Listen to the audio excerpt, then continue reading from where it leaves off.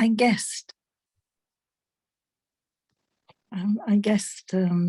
about Brahma, Vishnu, and Shankar, but just to have a bit more filling out of it is very nice.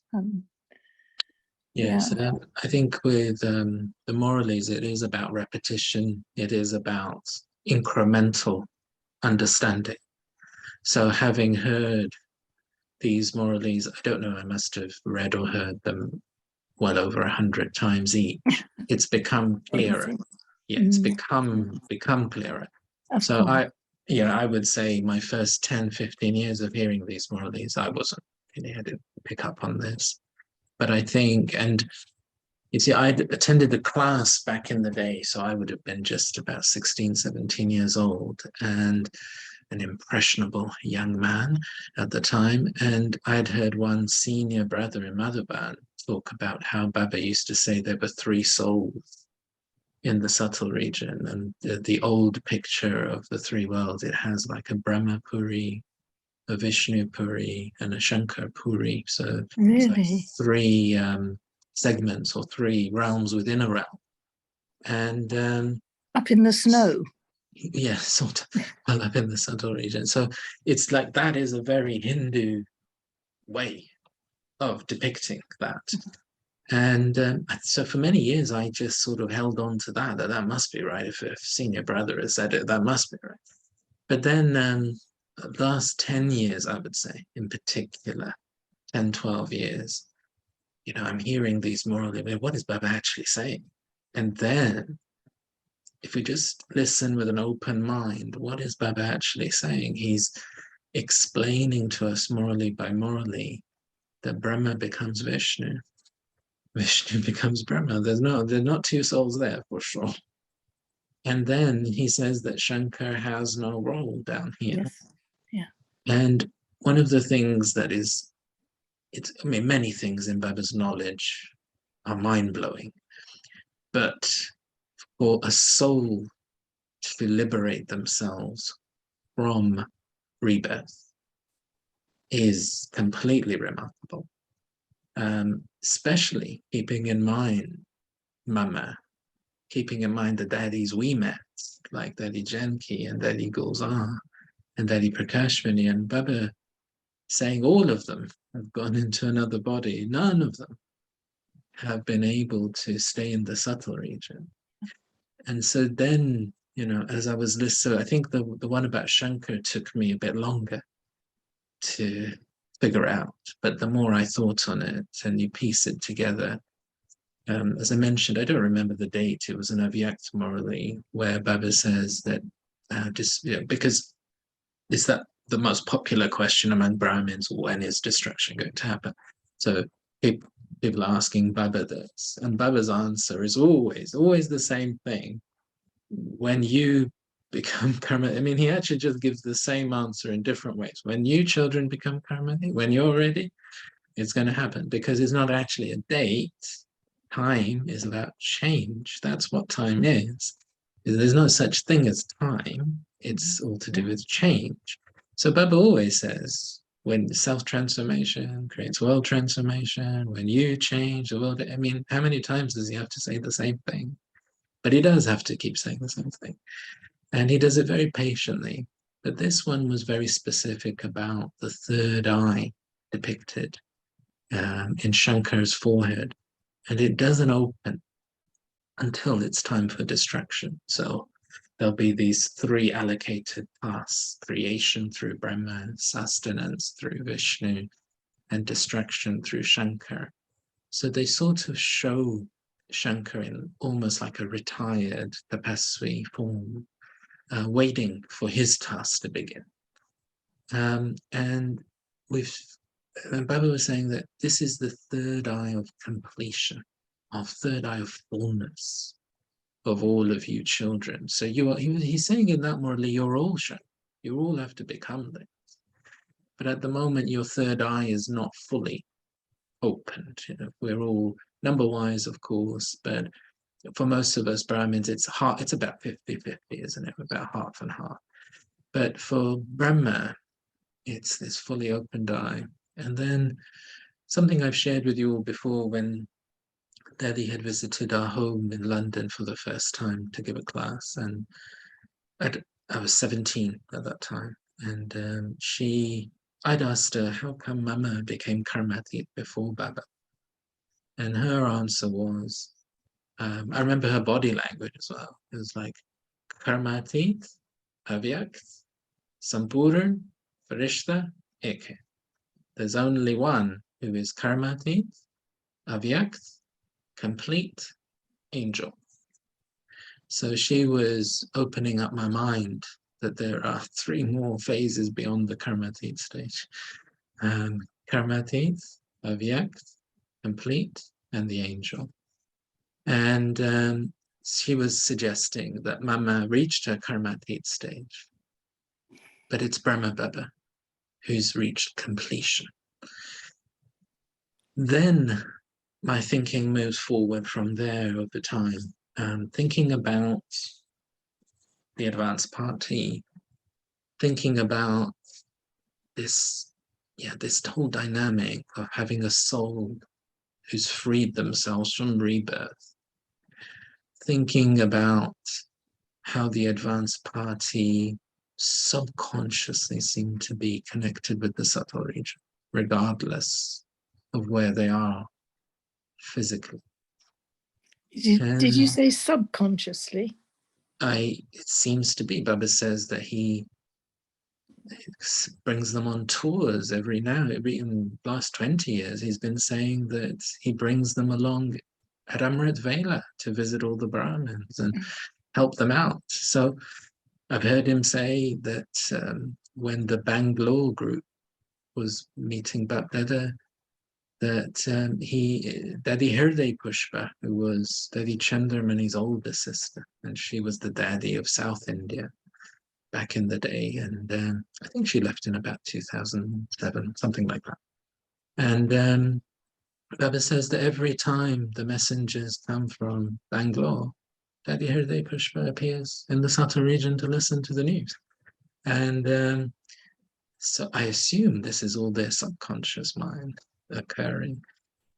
So thinking about this, I've heard him, it would have been around 1984, possibly 1985. There's a morally where Baba says that for those souls who became Karmatit, like Didi Manmohini, who had become Karmatit 28th July 1983.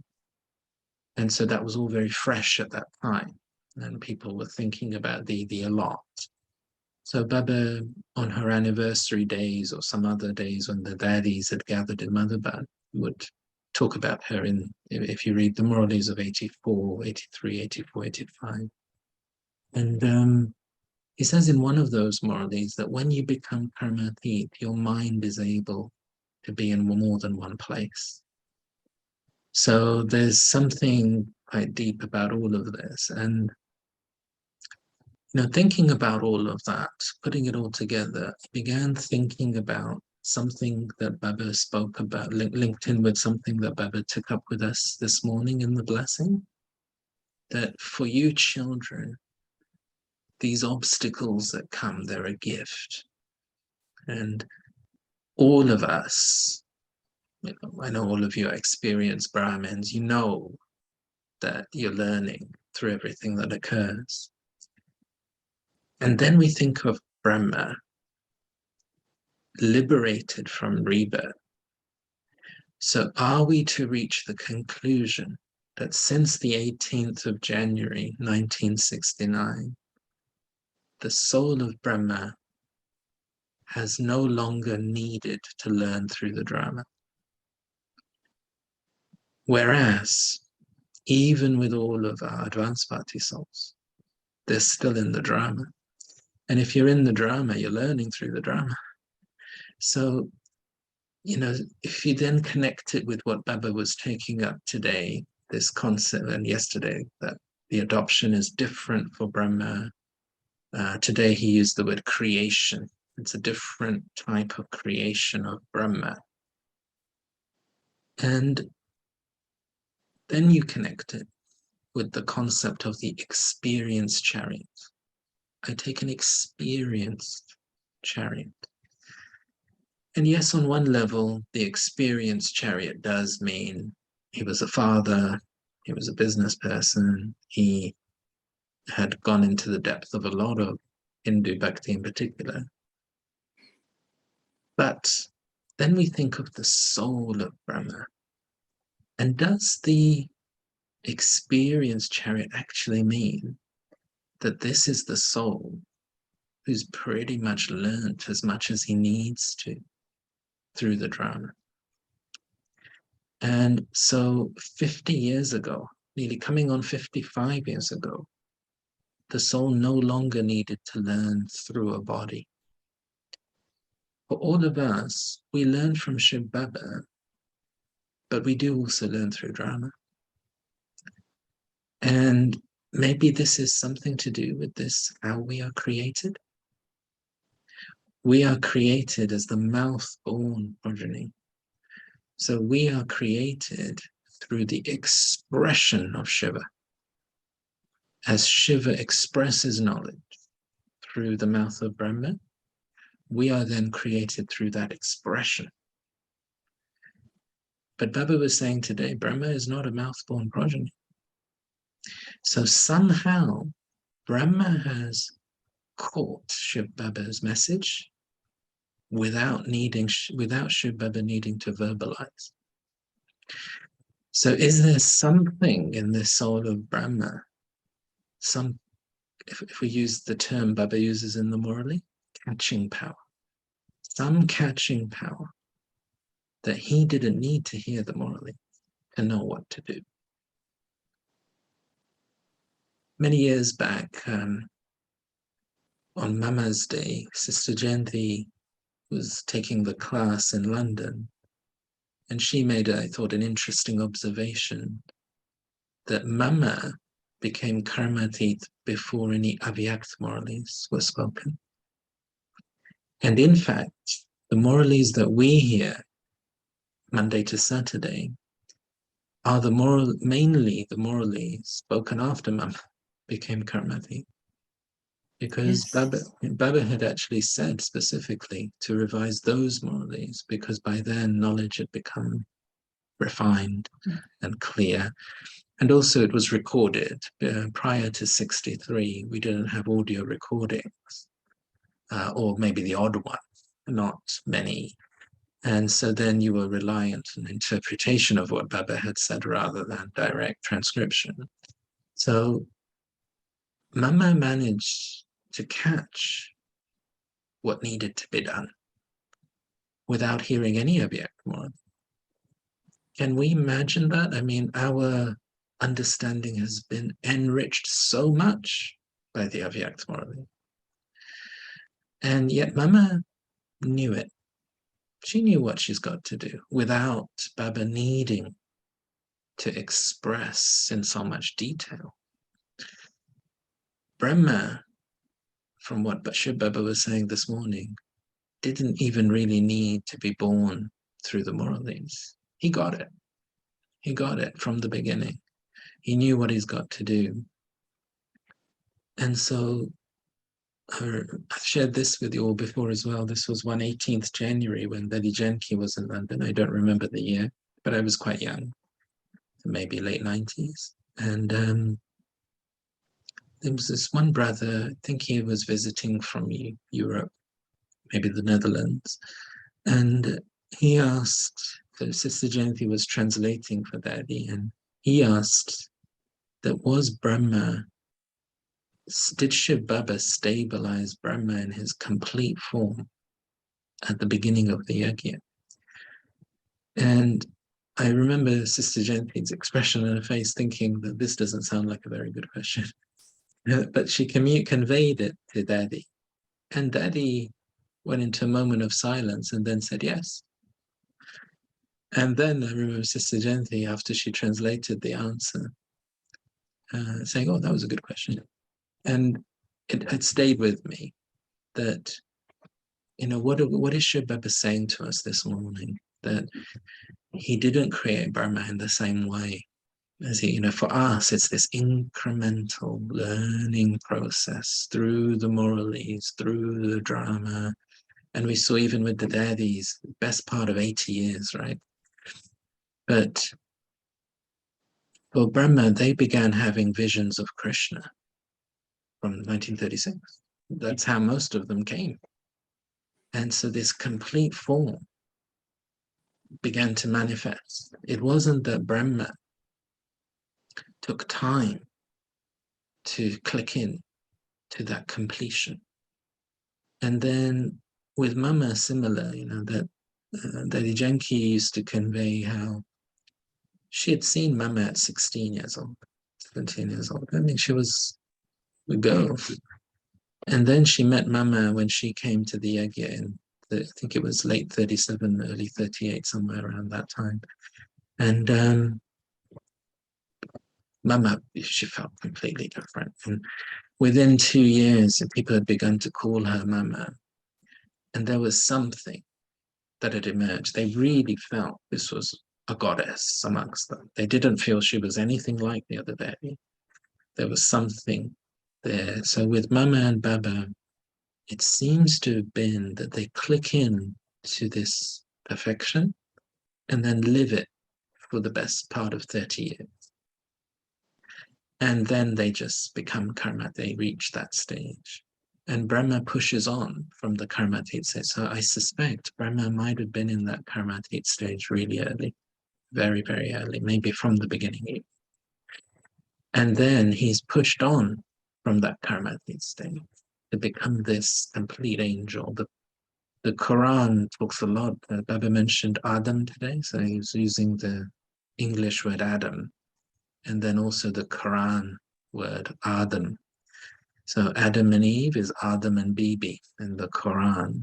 And Adam is like absolutely next to God in the Quran. Absolutely next to God. He is the one that Allah orders to come down so that creation can take place. The first day can begin. When Adam has to become embodied again. And initially, Adam says, no, thank you. I'm happy where I am. But you can't say no to Allah.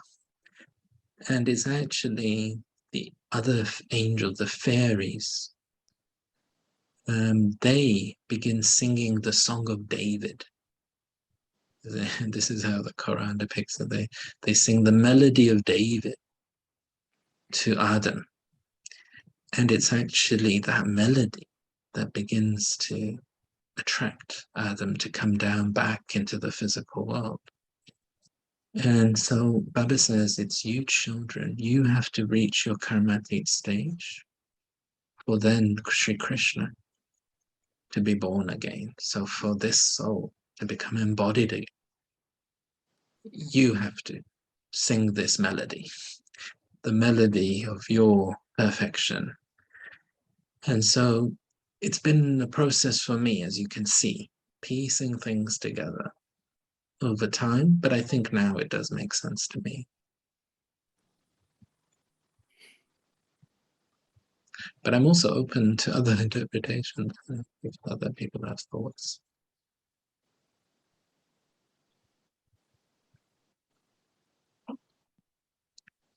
Good morning to the rest of you, all of you. Nice to see Ambika Ben, Linda Ben, Cicely Ben, Juliet Ben. I hope you're all well. Fine, thank you. Om Shanti, good morning. Good morning. Shanti. Shanti. Ranjan Ben's also joined us. It's good morning, Ranjan Ben. Good morning. Good morning. Can you hear me all right? Yes, thank you. Yeah, you answered a question. It's funny, I was just, as it relates to the Quran and Islam, because I had met this soul here in Ghana last year, and so I was able to meet up again with him this year. And also another soul I'd met on Facebook, who's also here in Ghana. And so I was able to meet up with him. I had given him the course and he was able to come to the center. They're like about 4 or 5 hours away. So they both came down from their perspective places. And we went to an event, and then we went to the center, and now they're joining class every day, which is lovely. And it's just knowing, I just saw that these souls were souls that need to be, as Baba says in the Merli, long lost children. I could see they were long lost and they just needed to reconnect. And as it relates to Islam, one of them is, he is in the Islam faith. And he's, when he went to the center, he's very intrigued by Brahma Baba. So now what you just said, it makes sense now. Now I know, because that's Adam. Is it Adam you said? It's pronounced Adam? Yeah. So to him, that is Adam. That's why he's connected to Brahma Baba. And he even said to Sister, he said, oh, can I say I went to Adam's house when he went to the center? So it's just so lovely. You just clarified, you know, like all the questions I ever have in my head, I don't have to ask, it just comes. And you just answered the question. Is like, I could see he connected to Brahma Baba, and I knew it was very lovely. And he even found an image, he just put it on Facebook. He's got the image of Brahma Baba and the one with the world and Shiv Baba. So he says that's his image on his phone now, and he's got it on Facebook, and he's connected just like so beautifully. So you made sense. Your explanation just now made sense as why the soul is connected to Adam, because that's familiar to him. And so the drama is, Baba says, everything is nothing new, nothing new. Om Shanti. Yeah, thanks. It's nice to hear that in practice. And in the Christian context, I was referring to the Sistine Chapel. I'm sorry, this picture is slightly explicit, but I know you're all very soul conscious and you understand the context. So this is the painting in the Sistine Chapel in Rome. Maybe some of you have visited the Vatican. I had the opportunity some years back. And you've got God, well, it's a depiction, of course, of the artist and his interpretation of stories within the Bible. But this thing that Baba's saying this morning, I create this Brahma different, you know, and I quite like this connection of the fingers there, you know, that's depicted. Of course, they're not soul conscious in Christianity in the way we are. And this is all much more subtle than how it's depicted. But I think we could, you know, when you think of the finger, Baba often talks of the finger of thought, doesn't he? Now, everyone just has to give their finger, which means the thoughts of cooperation. So I like to think that creation happens with just one thought of Shiva. You know, because Shiva's thoughts, this is the thought of the most silent mind in the universe. Now, this is the thought of the ocean of knowledge. It's not like one of our thoughts. And so does Shiva need to come into great expanse? I'm not sure. I think just a thought would be sufficient to be able to create. So I think there's something in the Abrahamic faiths where they've captured, I think, this connection between God and Adam a little bit more clearly than, say, in Hinduism, where you know, Brahma is, of course, seen as part of the Trinity and no one above him. And the whole thing is feels a little more confused. But there's this depiction in the Abrahamic faiths. What I like about the Quran is it's a little bit more subtle as well, like you're seeing with this depiction in Christianity. It's still quite physical. And it's showing physically formed images above, and then they'll show that, you know, Eve was created from the rib of Adam. It's all very physical. Whereas when the Quran talks about Adam, it feels very angelic. You know, it's the angel Adam. And so I think that brings that feeling across, and how this relationship between Allah, because Muslims will not believe you can get anywhere near to Allah. And then you've got like Adam, you've got the angels, you've got the prophets, and amongst them, of course, Prophet Muhammad is the closest. But then we are like removed. So Baba took this up in a morally a few Sundays ago, that you are the direct creation. You actually are those angels that have been depicted as being close to Adam. And I think that that's an approach we can take, that with people from the Muslim faith, I would be tempted to focus on the Avyakt morally and almost be depicting this angel Brahma and really start from there with them and focus a lot. It's noticeable that as Baba's message and task went across the globe, the Muralis became less Hindu focused. You know, when the task was in India, the Muralis are very Hindu focused, aren't they?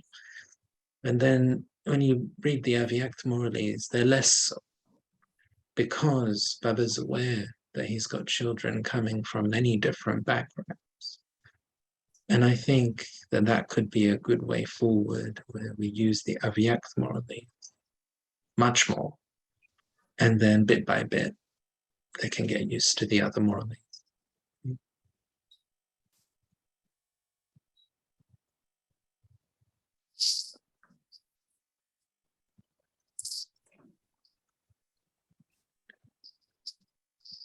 Now, one of the things that I wanted to do today was also hear from people about their experiences experimenting in silence.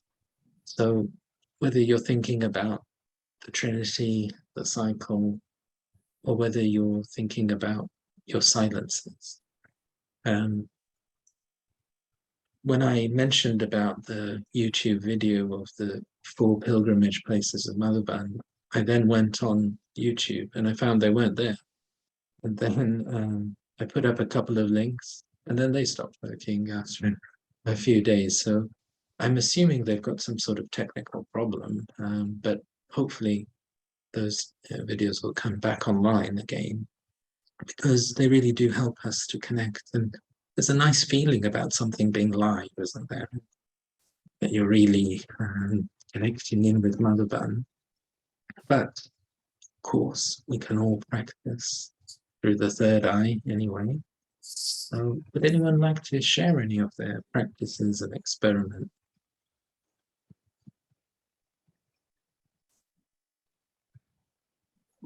Om Shanti, everyone. Good morning. I didn't really experiment as such where the pilgrimage places were concerned, but I felt myself within this week wanting even more and more silence, because particularly because of the office, and there have been a lot to do.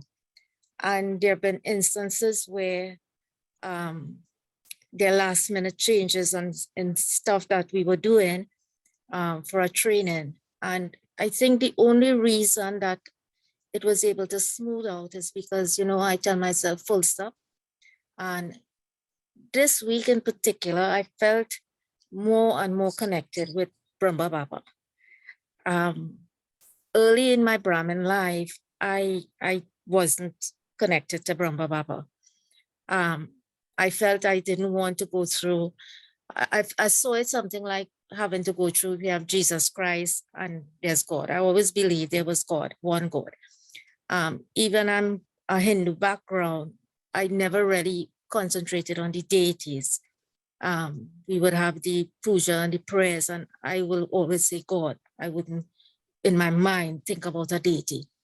So, and it was only within recent time, when I say recent time, last couple of years, but even more so in the last couple of months, because Baba has been saying in the Murli, this connection, respect for Brahma Baba. that I felt more and more connected with Brahma Baba, and my connection with him then into subtle, and just from subtle to soul's world. And I think that has been helping me. And myself, I'm not normally into too much conversation when I have to be among people. I will do conversation, but no more than ever. I don't know where it's coming from, the silence. And I think maybe it impacted a lot this week because Jayanti Ben did the retreat. And as I was saying to a sister, you know, after those retreats, some of what I would have attended online, you know, it makes you want so much when you listen to these seniors and you look at their vibration, you feel their vibration of wanting to become a better Brahmin, wanting to stay more connected with the family. And I think for me, silence has always been, even growing up, something that I appreciated. So as I was saying this week in particular, somehow the connection with Brahma Baba was even more there. I know the pilgrimage places, I used to practice it, that fell back the way again. But even Mohini Ben, you know, mentioned it again this week about the 5 forms, you know, getting back into that 5 form. And like this evening, we have our monthly bhakti, and I'm supposed to do that. So that's one of the things I know I will incorporate within the bhakti. But when you hear now, like you were saying with Brahma Baba, when I came in, I always felt that, you know, in the beginning I used to say, why Mama has to be number 1? Why is Brahma Baba number 1? You know, those numbers. And I used to tell myself, because I think I was so intoxicated, why can't I be number 1? Now, years after, I recognize why I'm not that number 1, because I'm still making so much effort, or have to make so much effort. But you recognize within yourself, I think for me, more and more within yourself, to try and operate on this subtle level. Why it is important to operate on the subtle level. And you're looking at the world where it's becoming so much more Tamil Pradhan. It's already Tamil Pradhan and intense, that to really face whatever is happening. We have this huge hurricane in Florida recently. And what I understand, the centers, as all of them apparently seem to have been spared. But also it made you again reinforce that Baba's children and the power that we have because of our connection with Baba. And where Brahma Baba is concerned, I felt that when we were journeying here, I felt Shiv Baba, as you say in the finger, Shiv Baba in the beginning had to have his finger directly on Brahma Baba because he needed him for us, because he was working through us, through Brahma Baba for us. So that I do feel that Shiv Baba gave to Brahma Baba what was needed. So he would have been completely in tune with Brahma Baba, sustaining him, giving him the power where we had to take through Brahma Baba in the beginning, you know? So I do feel Brahma Baba would have gotten much more than us because of his role. And that role also is fixed because, you know, he went through the cycle and was the most experienced soul. He came from the beginning. And maybe that's why, I wondered if, you know, as we was turning here, whether God chose him or Brahma Baba is the one. It's bad, but I do feel it was the drama that chose Brahma Baba to be the number 1 soul for Shiv Baba, to give him that extra power, total concentration in the beginning to him. And now what it is we're getting, so that Brahma Baba is able to help us to now connect to Shiv Baba. That's just my thoughts. Yeah, beautiful. Thanks for those sharing, beautiful sharings, beautiful tunings. Thanks very much. And congratulations for experiencing those things and also having that determined thought to increase silence even more. Thank you. Juliet, Ben, you've come on the screen. Would you like to share?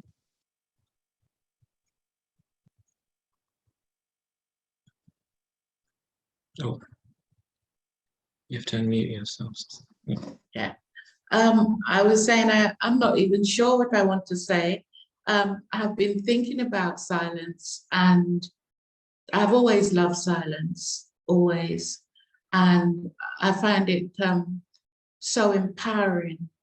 And when you spoke last week and you talked about silence on at the different stages in the cycle and at the different practices of our meditation, you know, the silence of one's own mind, because you can be in silence, but it's what do you do in that silence? What do you know, is your mind that you might have a silent environment externally, but how silent is the internal environment that I can connect with Baba? Because you know, Baba keeps talking about suddenly, and we see it all around us. And how can I develop my silence to such a point that I can make that connection? I don't know if it was you who was saying about us connecting with Baba, and I think I said, I think Baba comes to us rather than us go to them. He helps us, he meets us halfway. And so for me, I think I've often thought that the environment at different points in the cycle, the atmosphere is different. And that's why, for instance, things like the pyramids were able to be made. Man now can't work out how they were able to move those stones. And for me, I don't think it was that hard, because I think the law of gravity that we have now in this point in the cycle would have been different. It would have been lighter, just like, you know, at a point there will be Vemans, in fact, they've started now, where we can move around the world with our thoughts. And so it's a different atmosphere, different gravity. And I think that at those different stages, our ability and our experience of silence is different, and our ability to create silence at that really deep level is different. And I've been thinking for myself about with the chaos that's going to happen, to what extent am I able to, even although externally there's a lot of noise, just have that strong, powerful silence that will take me above and beyond the chaos that's happening, that I can be a true instrument. Yeah, so I'm rambling, but for me, those are the kind of thoughts that I've been having about how different is the silence when, say, you know, I offer Borg to Baba. How different is my silence to be able to make that journey? How different is my silence when, you know, there's someone around me wanting to be argumentative, and Baba says, you know, just go into silence. Can I really make my mind that silent that I don't even hear what's being said? So for me, it's always, I'm thinking how close I am to being at that point where I can practice those different levels of silence. But one of the things that's common in all of that is just how peaceful and healing that silence is, you know, when I'm there. And sometimes when I feel myself being pulled back out of it, trying to struggle to stay at that point of silence, because it's just so beautiful that I don't want to come back into the noise of this world. So yeah, those are the thoughts, some thoughts. Yeah, thanks. Really interesting sharings there, and thanks for sharing your experiences. I definitely think you're right, and it is interesting to play with silence in that way and see how it is different at different times. I like that concept. I think you're right about different ages and nature molding, adapting, changing throughout the different ages. And I think one thing that I would add into this is it's become clearer for me in these last few weeks that in the soul world and in the subtle region, silence is a substance rather than an absence of something. Yes. So in this world, we have that kind of like, of course, you can have many negative silences. So it's the absence of something. Or silence can be like an aggressive act. So silence in this world is an absence of something. It's an emptiness of something. Yeah. But in the soul world and in the subtle region, silence is as material as water, say. So it's a thing. Yeah.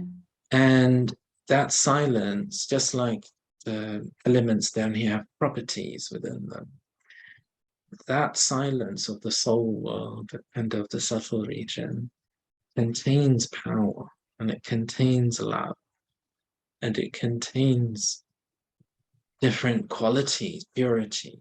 I think so. When we are now talking about sitting in silence, we are not talking about the silence of bhakti, which is a sannyasi type of silence. Baba mentioned it the other day at the end of a Murali, where he said the sannyasis also meditate, but none of their sins are destroyed because they don't know the Father. And so there's this silence which is actually purifying. There's this silence which is cleaning, this silence which is lightening the load, the silence which is filling the soul. And so for us, this definition of silence is completely different. And after we finish this topic of silence, I want to move on to the topic of light, because it's becoming clearer to me also that light is a particular substance in the soul world. Light is a substance in the subtle region, and light is a substance down here. And so again, we use this word very interchangeably. We use silence and peace very casually, as if we all understand what this means. So this is why I've been keen that we really think about this. What do we mean about silence?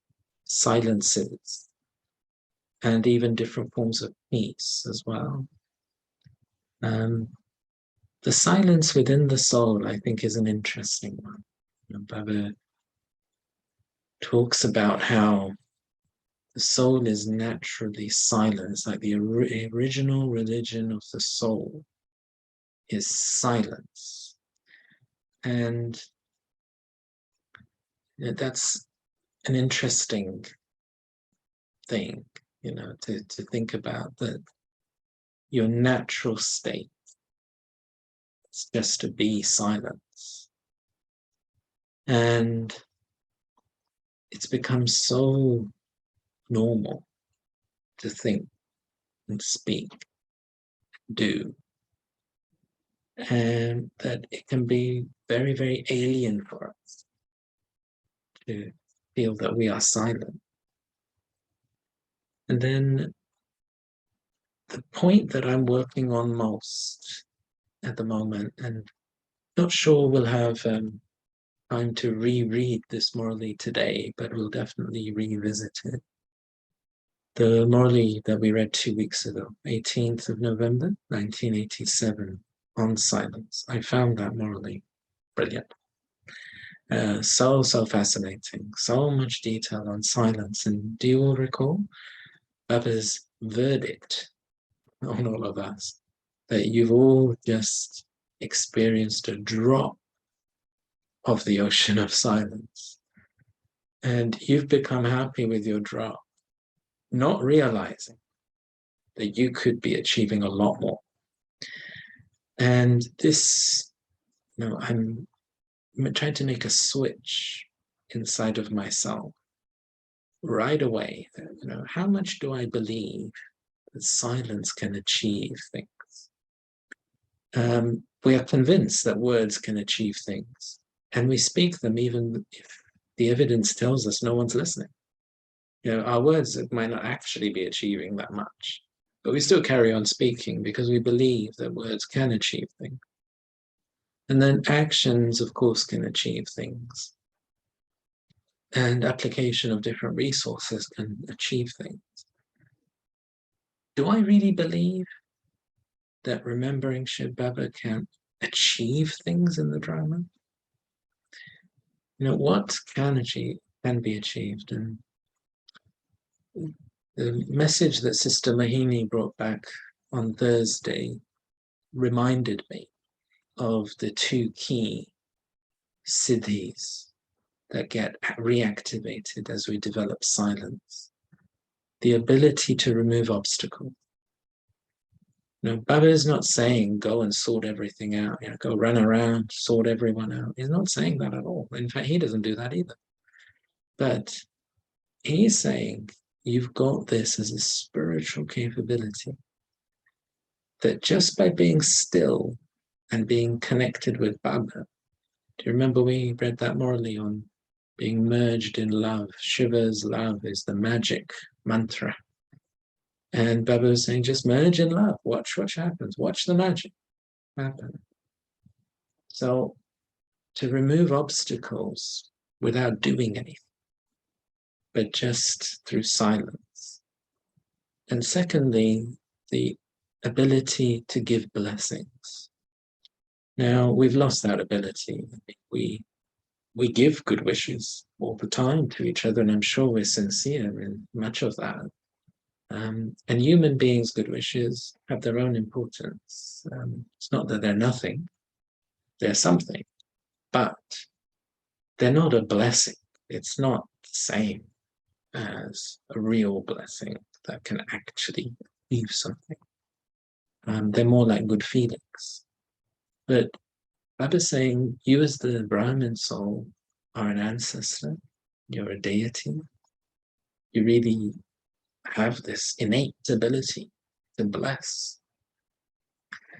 And we do experience that with our daddies, that they've reactivated this. And people would just feel, just to see them, just to hear from them, just to have a little bit of drishti. It's a blessing. And I think this is something that I'm really working on now, that let me just believe that silence can achieve everything that needs to be achieved. Let me no longer think it and know it, but then actually my timetable is dominated by words and actions. And so really, when you're looking at yourself objectively, you don't really believe it, otherwise you'd give more time to the silence. If you really thought it was better and it could achieve more, then you do more of it. So that's the way I'm talking to myself. And then I was telling Ranjan Ben yesterday that I was listening to a radio program called In Our Time. I don't know, Juliet Ben, you caught it when you were living in the UK. It was on Radio 4. Maybe Rosemary Ben's had a listen. Marla Ben, you're in the UK. I'm not entirely sure if it's available abroad in other countries. There's an app called BBC Sound, so they do make a lot of things freely available. And this is a radio program of academics. So they invite professors to come and talk about all sorts of topics. And I like knowledge. So I tend to dip in and broaden my understanding of things. And this week it was on the electron. And they were explaining that I'm not a scientist. I don't have a background in physics, and I find it quite complicated, actually.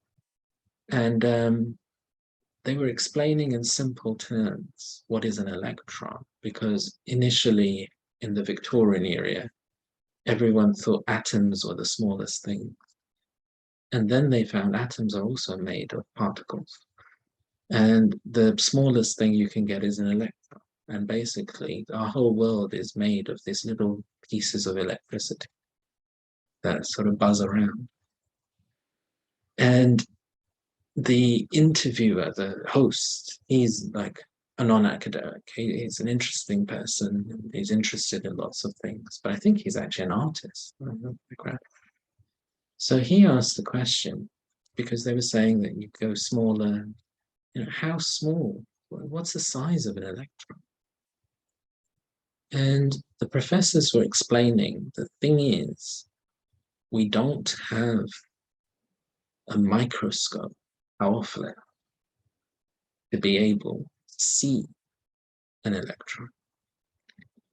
And that day in the Morley, so I think this was Thursday, Baba had said, the soul is just a point, it just sits in the forehead. It's Amini, you can't see it. So he was using that language. And then I heard this program. And the professor said that we don't know the size of the electron, because however powerful our microscopes might become, the electron will be smaller than that. You'll never be able to see. So what shape is it? Well, we describe it, we don't know what shape it is exactly, so we use the term point-like. And I found it completely remarkable. They were using the language I just heard in the Morley to describe the basis of matter. They said, it is point-like.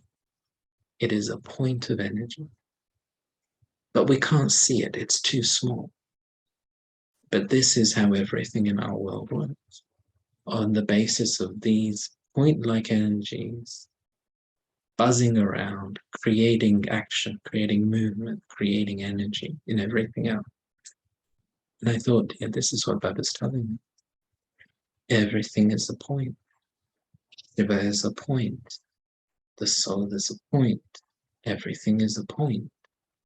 And ultimately, all of these points are silent. So the power is in the point. The power is not in the expansion. It's the point that achieves everything. So those are the things that I've been working on this week. Thank you. Benjamin, do you want to come in? Yeah. Would anyone else like to share anything? Can I just quickly say that point about the point takes you back to the seed, doesn't it? That all the power is in the seed, and the seed is the point. Yes, exactly. And the seed doesn't actually do anything, does it? Like, it's still.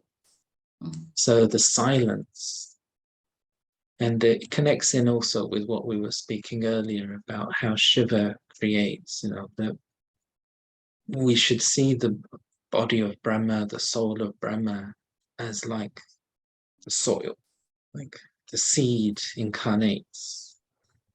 And he is silent, he doesn't express when he's in the soul world. But then he incarnates and we gain an expression. So Brahma is that soil for Shiva, the seed. And then the Brahmins are the tree. Baba calls the Brahmins the sapling. He's planting the new sapling for the new world. And so this seed is silent as well. And then the expression is knowledge. Can I just make one other observation? is that the transfer of spiritual knowledge seems to be in that silence almost. So, you know, like the Michelangelo picture you showed, the fingers. And again, when Brahma Baba left and he transferred the knowledge to, who was it again? My To memory is bad. Yeah, to Adam, yeah.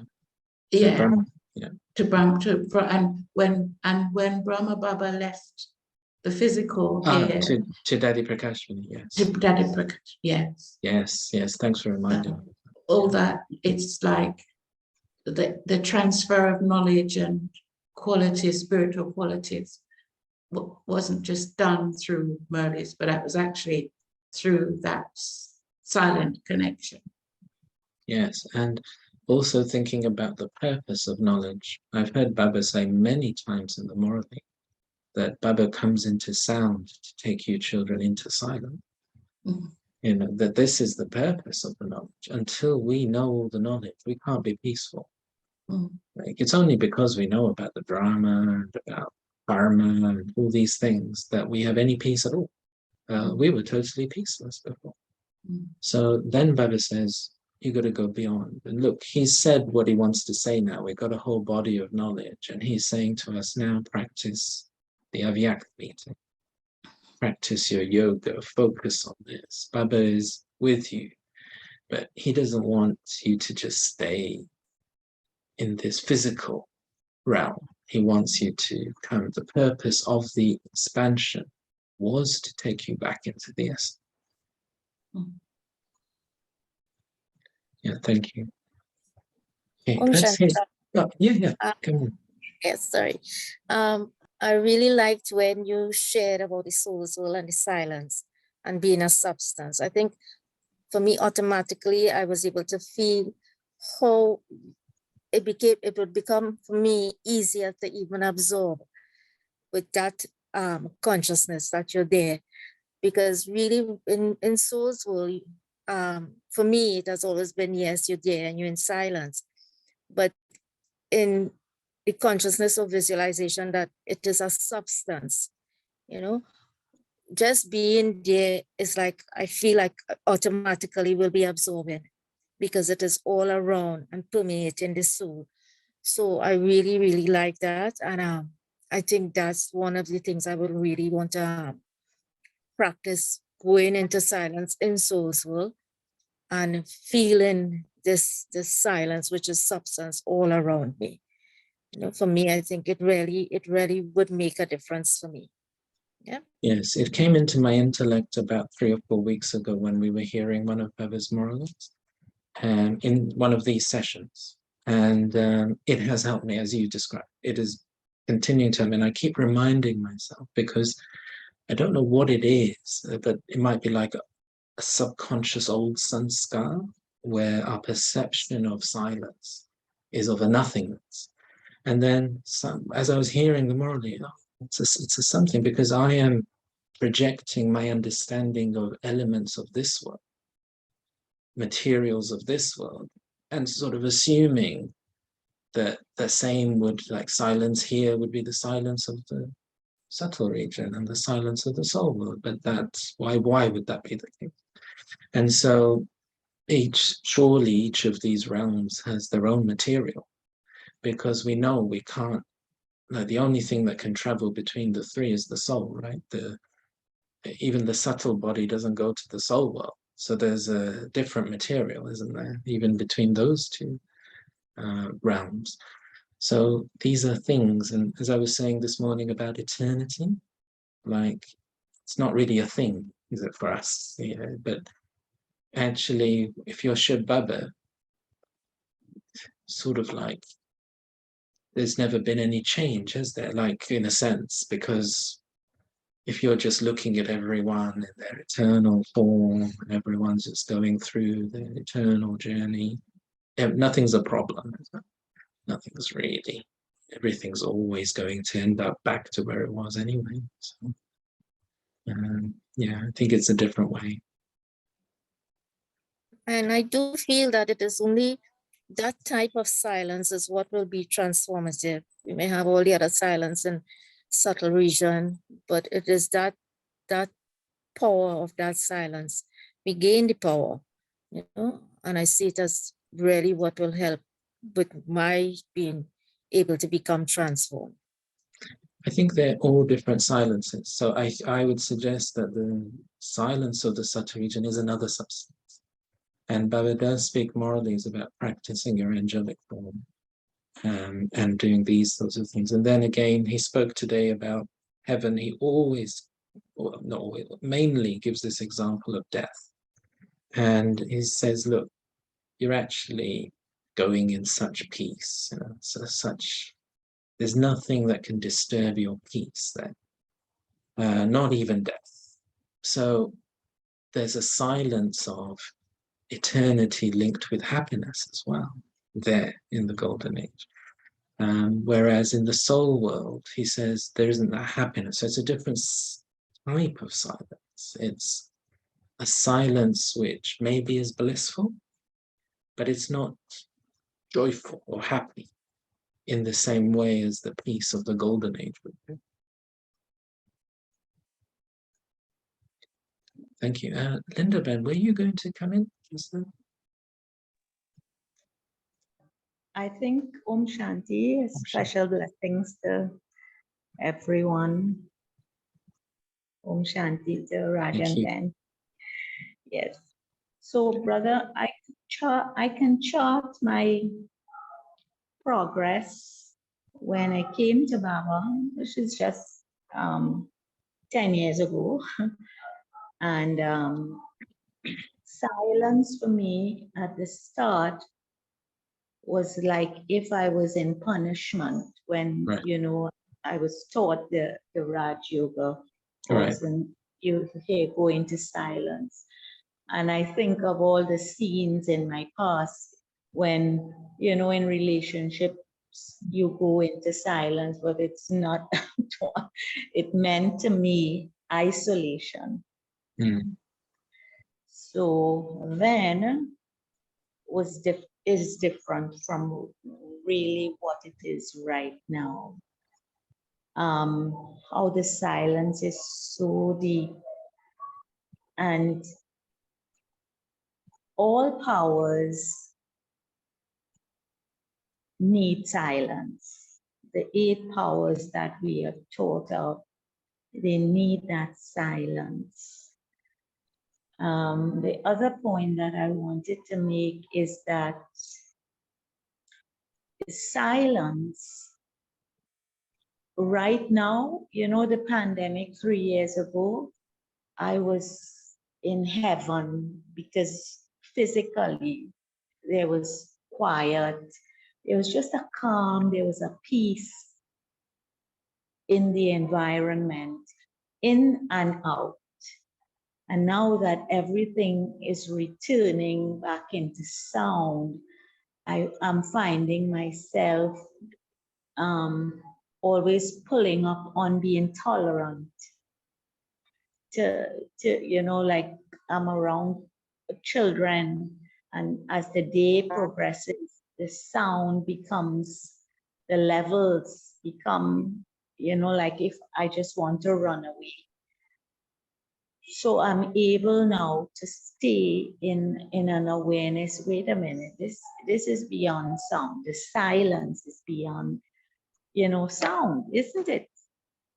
And so I could still align myself to the physical sound and the noise level, I call it, and be tolerant using that power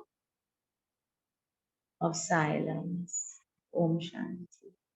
Yeah, thank you for sharing that. I think it's an important point because I do wonder whether many Brahmins are still perceiving silence in the old way. Because like we have this very complicated relationship with the concept of love, and so many sanskars, you know, when talk about love, I mean, so much of our trauma So much of our hurt is based on that quality. Similarly, I think with silence, as you say, so many punishments, so much passive aggressive behavior is actually connected with silence. That we may have all those experiences and also patterns ourselves of doing that. And also the silence connected with hatha yoga, connected with bhakti, that you should be isolating, you should be disconnecting. So you're quite right to point this out. And I think, by putting this into the video, there might be some Brahmins who maybe are going through that, and they can hear that actually, no, that's a very different silence.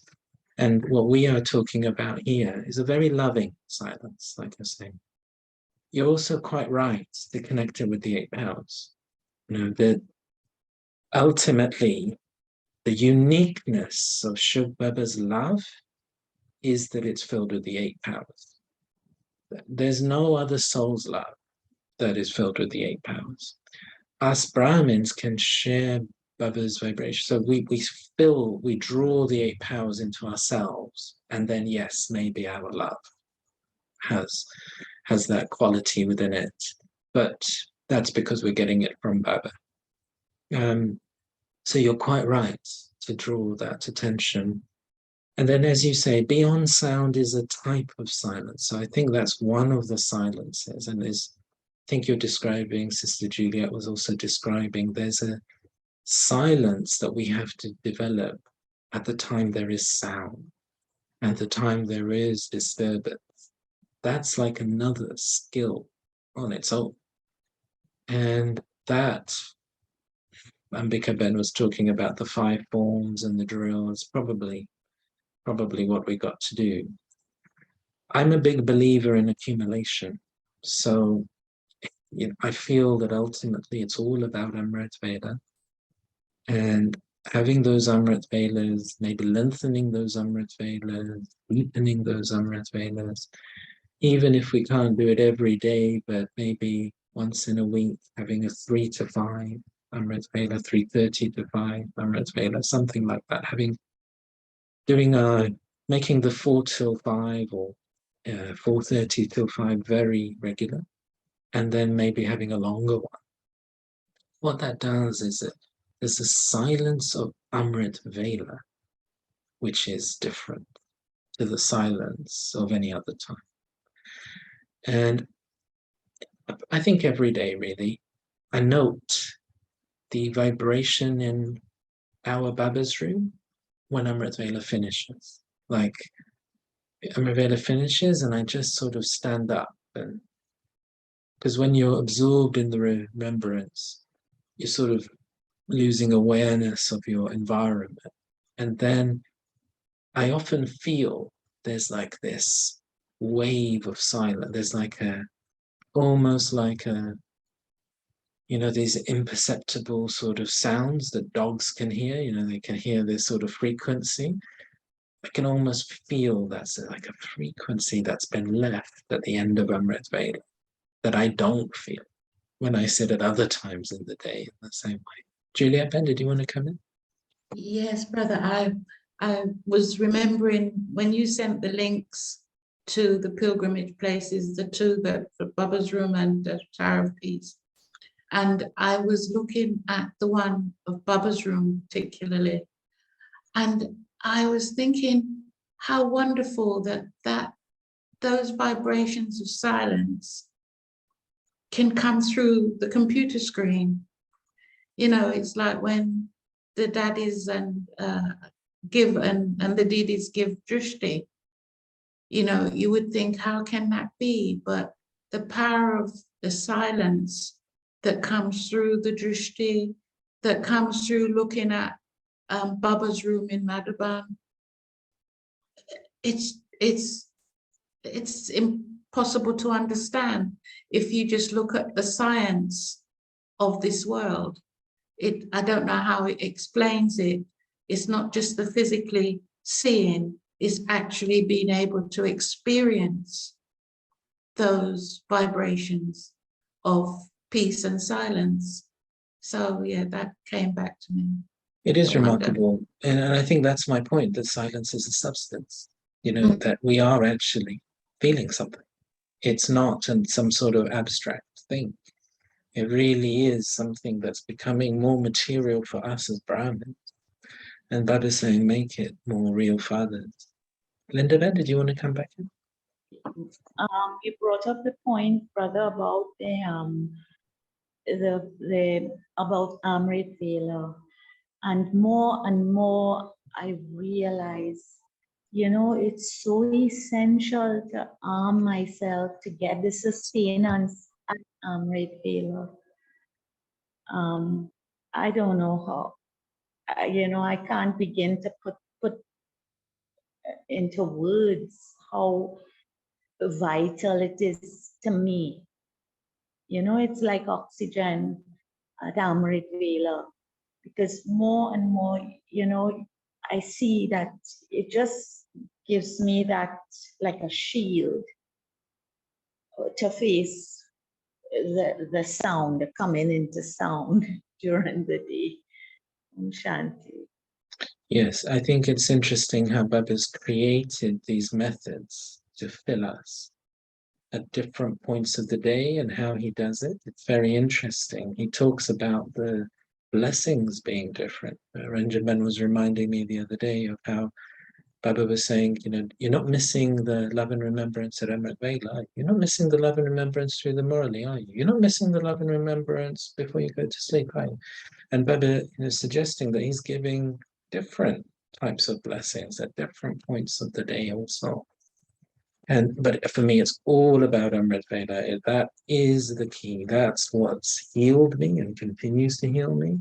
That's what's given me a lot of strength. So everything else, okay, great. Value in that. But if it was a choice between doing all sorts of service or yoga or programs in the day and then feeling too tired for Amrit Vela, then my advice is very, very clear. Prioritize Amrit Vela. You have to sleep during the day and rest, because I know many Brahmins are very, very busy all week, and it can be completely exhausting. And I've done jobs like that too, so I empathize totally with that. But then when I was doing those jobs, I used to keep my Saturday as a sleeping day. Like, I just decided it's not acceptable for me to miss Amrit Vela. Not acceptable for me to not have a powerful Amrit Vela. And you do need a certain amount of sleep in order to have your brain fresh enough to be able to do this. So I just cut down things that I was doing and gave myself more time. So all these things are part of learning our balance, but that I think has to be non-negotiable. And Balaban's question in the chat about the difference, as I was saying about eternity today, I feel there are certain things that we've just got to feel before we really understand it. So I would suggest that all of us, as part of our experiment, think about the silence of the golden age. Think about the silence of the soul and begin to feel how that would be different. Now, you've been to both places, so it's already recorded in you, the soul. And you've also got the third eye of knowledge now to be able to catch the vibration. So theoretically, I can understand it from the Morally, where Baba talks about the peace in the golden age being combined with happiness, really. And we can understand, like I was thinking this morning about children, how children now still so precious, right? At the end of the island, you see a group of school children walking down the road with their teachers, going somewhere. You just feel happy, you know, automatically. Children just have that about them. But at the end of the Iron Age, even children have so much trauma, don't they? You know, it's just so many influences. And it's not really possible, or it's very difficult, even as a child, to be completely at peace. at the end of the Iron Age. And then you think of the children of the Golden Age. You know, Baba was in one of Mohini Ben's messages a few Thursdays ago, that every child in the Golden Age is Krishna. Everyone is Krishna. Why would a child in the Golden Age be less special than another? I mean, they're already a deity. And thinking about children who've never seen trauma, you know, isn't that a nice thought? So I feel that it's that type of peace. A child who's never had a trauma, wow. You know, and it doesn't have to be resilient. But now we sort of think that we have to make children resilient for what's going to come at them later on. But we don't have to think like that in the Golden Age. Think about being a parent in the Golden Age, not having to be anxious. I mean, some of you are parents. I think once you become a parent, you're just always anxious. It's like it doesn't matter what you do, part of you is always anxious about your child. My mum's still anxious about me now. It doesn't seem to matter how big you get. So why would a parent in the Golden Age be anxious? Nothing can go wrong.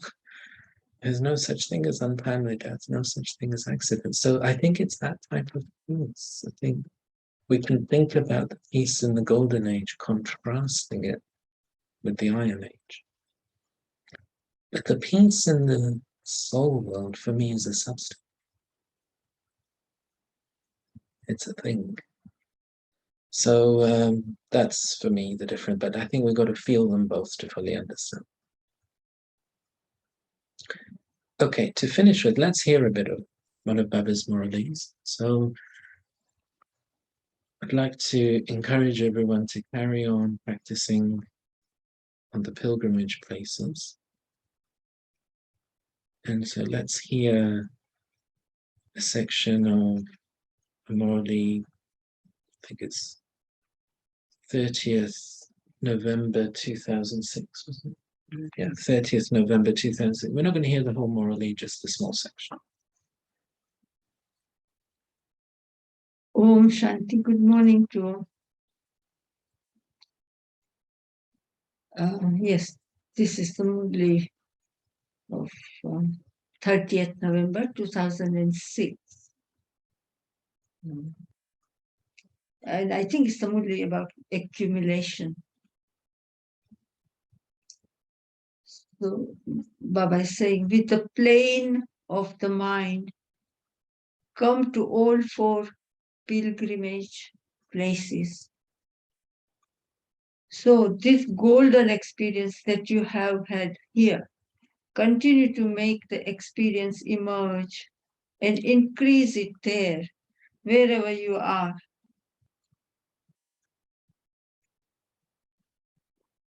Means Baba is saying, this in Madhuban, when we go and so this golden experience that you have had here, means in Madhuban, continue to make the experience emerge and increase it there, wherever you are.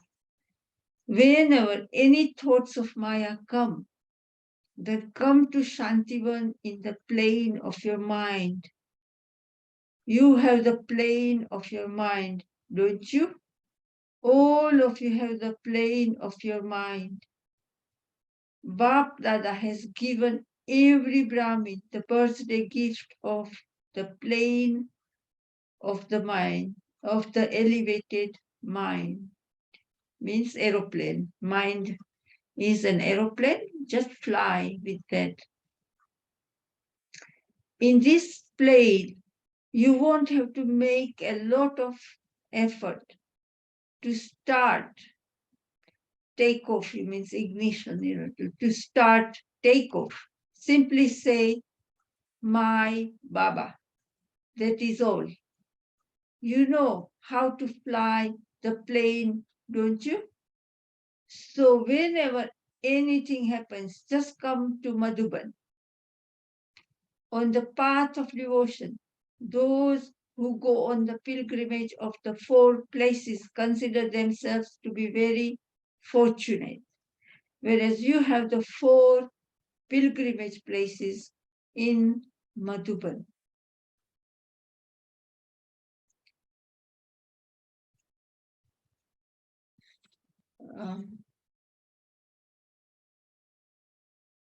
So have you been on the pilgrimage of these 4 places? Have you seen the 4 pilgrimage places in Pandav Bhavan? Baba means Tower of Peace, and Baba's room, and Baba's hut. What else is that? History hall. Oh, history hall, and Baba's history hall.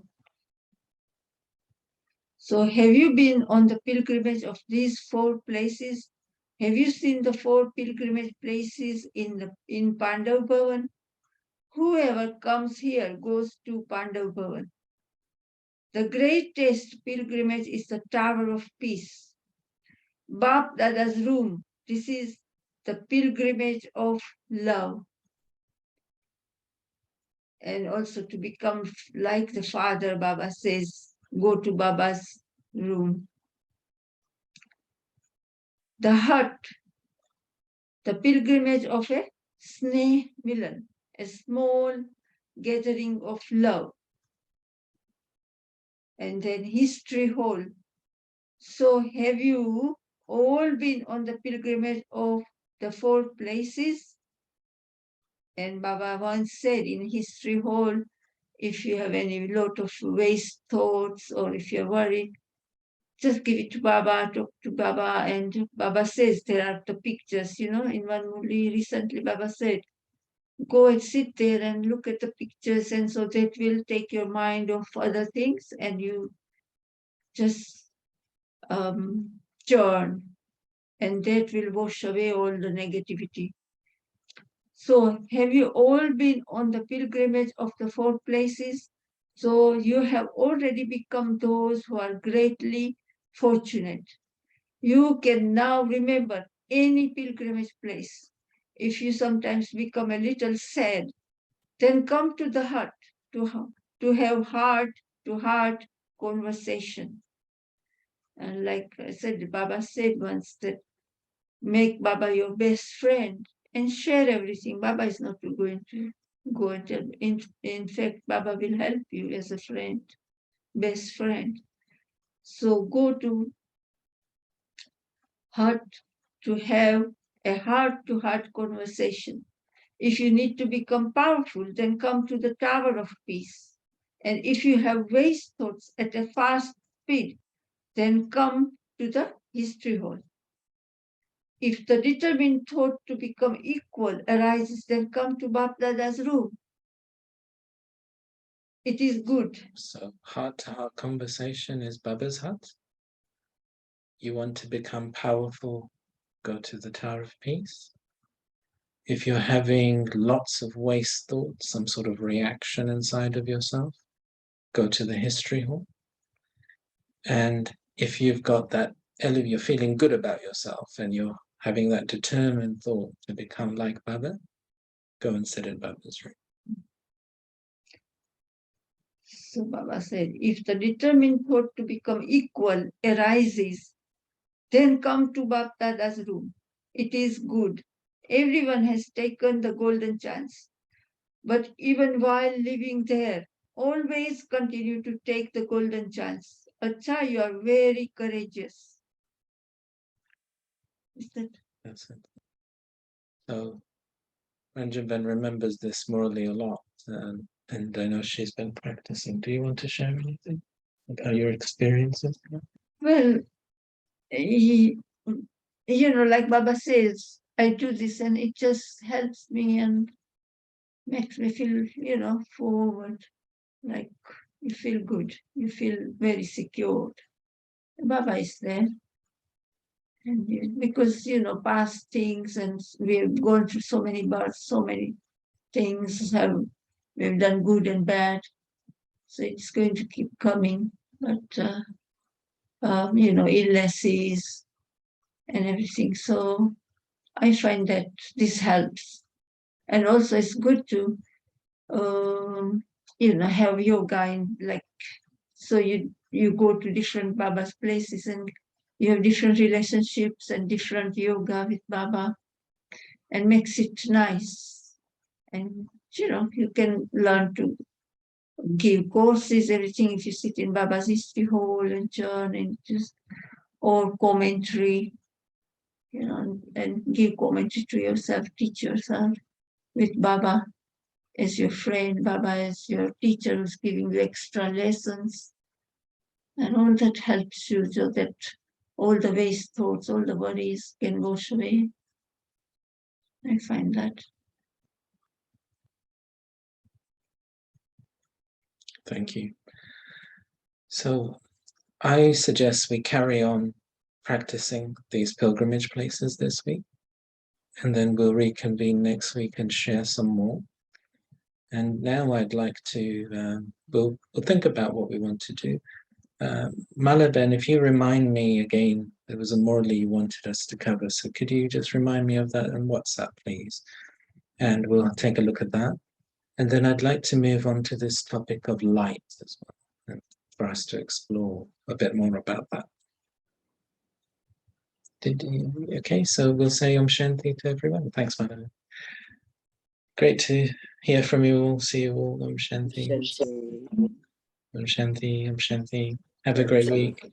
And also those of you on YouTube later, have a great week. Om Shanti. Thank you to everyone. Thank you Thank so you. much. Thank you. Bye-bye. Bye. Have a blessed week. Thank you.